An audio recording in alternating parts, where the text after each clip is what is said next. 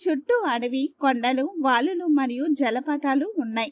నల్లమల అటవీ ప్రాంతంలోని దట్టమైన గుహల వెలుగొందుతూ ప్రకృతి అందాలకు అద్దం పట్టే లింగమయ్య దర్శనం సోమవారం నుంచి ప్రారంభం కానుంది.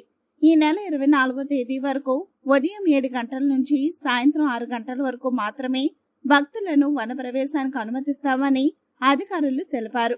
తెలంగాణ అమర్నాథ్ యాత్రగా ఈ జాతరకు ప్రత్యేక గుర్తింపు వచ్చిందని, ఏడాదిలో 3 రోజులు మాత్రమే ఇక్కడ జాతర జరుగుతుందన్నారు. భక్తులు సలేశ్వర ఆలయానికి చేరుకోవడానికి కొండలు మరియు కొండల మీదుగా కిలోమీటర్ల దూరం నడవాలి. శ్రీశైలానికి 40 కిలోమీటర్ల దూరంలో ఉంటుంది సలేశ్వరం. అడవిల నుండి 25 కిలోమీటర్ల ప్రయాణం ఉంటుంది. ఇందులో 20 కిలోమీటర్ల వాహన ప్రయాణం సాధ్యపడుతుంది. అక్కడ నుండి 5 కిలోమీటర్ల కాలినడక తప్పదు. ఇక్కడ ఈశ్వరుడు లింగ రూపంలో దర్శనమిస్తాడు. ఇక్కడ శంకరుడు లోయలో ఉన్న గుహలో దర్శనమిస్తాడు. ఇక్కడ సంవత్సరంలో 4 రోజులు మాత్రమే ఈ అడవిలోనికి అనుమతి ఉంటుంది.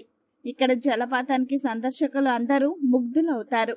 సలేశ్వరం శ్రీశైలం దగ్గరలోని ఒక యాత్ర స్థలం. ఇది ప్రకృతి రమణీయతతో అలరారుతున్న అందమైన ప్రదేశం. చారిత్రక ప్రాముఖ్యత గల ప్రదేశం, ఆధ్యాత్మిక ప్రదేశం. ఇది శ్రీశైలం అడవిలోని ఒక ఆదిమవాసి యాత్ర స్థలం. ఇక్కడ ప్రతి 2 సంవత్సరాలకు ఒకసారి ఇక్కడ జాతర జరుగుతుంది. ఈ జాతర ఉగాది వెళ్లిన తర్వాత తొలి పౌర్ణమికి మొదలవుతుంది. కేవలం 5 రోజులు మాత్రమే ఈ గుడి తెరిచి ఉంటుంది. ఈ యాత్ర చేయాలంటే ఎంతో ధైర్యం, అదృష్టం ఉండాలి. ఎక్కడ ఉన్నది? ఇది తెలంగాణలోని మహబూబ్ నగర్ జిల్లాలో నల్లమల అడవులలో ఉంది. హైదరాబాద్ నుండి శ్రీశైలం వెళ్లే రహదారిలో 150 కిలోమీటర్ల రాయి నుండి 32 కిలోమీటర్ల దూరంలో దట్టమైన అడవిలో ఉంది. ప్రకృతి అందాలతో పాటు ఎంతో చారిత్రాత్మక నేపథ్యం కలిగిన సలేశ్వర క్షేత్రం ప్రకృతి రమణీయతతో అలరారుతున్న దట్టమైన గుడి, ఎత్తైన కొండలు, పాలనొరగల జాలువారి జలపాతం, ప్రకృతి అందాలతో పాటు ఎంతో చారిత్రాత్మక నేపథ్యం కలిగిన సలేశ్వర క్షేత్రం. ఈ క్షేత్ర విశేషాలేటో ఇప్పుడు చూద్దాం.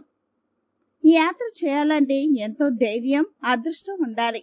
ఇది తెలంగాణలోని మహబూబ్ నగర్ జిల్లా నల్లమల అడవులలో కొలువై ఉంది. హైదరాబాద్ నుండి శ్రీశైలం వెళ్లే మార్గంలో 150 కిలోమీటర్ల మైలురాయి దగ్గర ఫరహాబాద్ గేట్ ఉంటుంది. ఈ యాత్ర చేయాలంటే ఎంతో ధైర్యం, అదృష్టం ఉండాలి. అక్కడి నుంచి 32 కిలోమీటర్లు దట్టమైన అడవిలోకి ఫారెస్ట్ డిపార్ట్మెంట్ వారి అనుమతితో వెళ్లవచ్చును.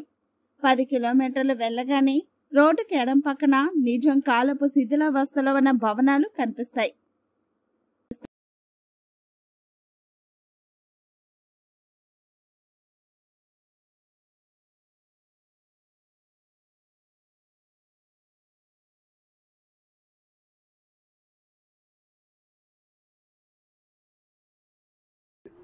ఈ నెల 22వ తారీఖు నుంచి మొదలగు సలేశ్వరం జాతరకు విచ్చేసే భక్తులందరికీ మా యొక్క విజ్ఞప్తి ఏంటంటే, ఈ సలేశ్వరం అనేది దట్టమైన అమరాబాద్ పులుల అభయారణ్యంలో కోర్ ప్రాంతంలో జరుపుకుంటున్న జాతర. ఈ జాతరకు వచ్చే ప్రతి ఒక్క భక్తుడికి మా విజ్ఞప్తి ఏంటంటే, ఇప్పుడు ఈ సలేశ్వరుడు దేవుడు మన మల్లికార్జున స్వామి ఉన్న దగ్గరనే అనేక రకమైన జంతువులు పులి నుంచి జింకల వరకు బతుకుతున్నాయి. కాబట్టి ఆ ప్రాంతాన్ని పరిశుభ్రంగా ఉంచుకోవడం అందరి యొక్క బాధ్యత. సో అభయారణ్యంకి వచ్చే వాళ్ళు ఎవరు కూడా ఎటువంటి ప్లాస్టిక్ కానీ తీసుకురావడం కానీ అక్కడ డ్రాప్ చేయడం కానీ చేయకండి. ఎటువంటి చెత్త ఉన్నా మీతో పాటు రిటర్న్ తీసుకెళ్ళండి. అలాగే బికాజ్ ఈ జాతర అనేది కొంచెం ఫిజికల్లీ స్ట్రెన్యూస్, అంటే ట్రెక్కింగ్ అనేది చాలా కష్టమైనది చేయాల్సింది ఉంటుంది. కాబట్టి ఓన్లీ ఆరోగ్యపరంగా ఫిజికల్లీ ఫిట్ ఉన్న వాళ్ళు మాత్రమే జాతరకు రావాల్సిందిగా కోరుతున్నాం. అలాగే ఎవరు ఈ 3 రోజుల్లో రాలేకపోయిన వాళ్ళు ఎవరు నిరుత్సాహపడకుండా, ఎందుకంటే మే 15 నుంచి మేము ఈ సలేశ్వరంని ఎకో టూరిజం పద్ధతిలో చెంచులు ఫారెస్ట్ డిపార్ట్మెంట్ కలిసి వీక్షించుకునే అవకాశం ఇస్తాం. కాబట్టి ఎవరికైనా దీని మీద రావాల్సి అంతా మిస్ అయ్యి ఎవరైనా ఉంటే ఆ టైంలో రావచ్చు అని దీని ద్వారా చెప్పడం జరుగుతుంది. అన్నిటికంటే ముఖ్యంగా ఫారెస్ట్ శాఖ నుంచి ఎటువంటి ప్లాస్టిక్ పదార్థాలు వాడకుండా ఉండడానికి మా నుంచి ఒక 20 నుంచి 30 వేల ప్లాస్టిక్ బ్యాగ్లు కుట్టించి లోకల్ చెంచు వాళ్ళతో అది సప్లై చేయడం జరిగింది. అలాగే ప్లాస్టిక్లు ప్లేట్లు వాడకుండా ఉండడానికి లీఫ్ ప్లేట్స్ కూడా సదుపాయాలు చేయడం జరిగింది. సో ఎంత తక్కువైతే అంత తక్కువ చెత్త పడేసి మనం మన ఏరియాని పరిశుభ్రంగా ఉంచుకుంటే బాగుంటుందని కోరుకుంటున్నాము.